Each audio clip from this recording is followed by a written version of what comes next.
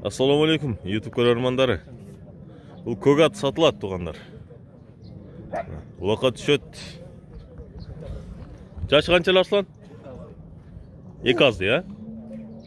2 азды. Киноға да түшкен, туғандар. Өте көрікті ат. Оған азыр біраз арығырақ болғандығына ойланышты. Шында көрініп отады. Туристке шығып тоғы таштарда ашуларды ашып сыналып жүрген ат.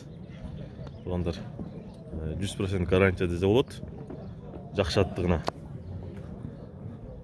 Улақада түшкен видеолары бар. Жана жүгіргені де өте сонын, жеңіл жүгіреді. Шындай көрікті ат. Туғандар өте чақан емес, өте биік емес. 1.40-тың тегерегіндегі ат өте жош.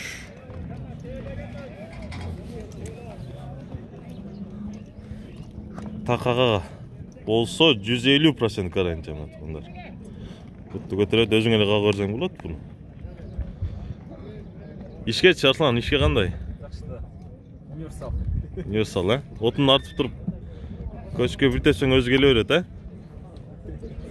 Мына ошындай ат, туғандар. Ауылшылар болса, атқа қызыққандар, ошындай көрікті атты алып, минип жүрем дегендер болса, экранда біз номерді қалтырамыз, шоға байланышып сатып алсаңыздар болады.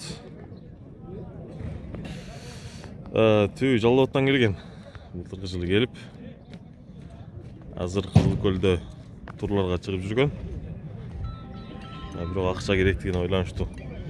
Азыр сатылып отады. Негізі сатпай тұрған ат. Базын айтып қойсаңдар? Базы 120 мың деп тұрады. 120 мың. Дағы түш береді. Келіс сұлыт, келісшін бағада тұғандар. 100-ден ары бұйырса.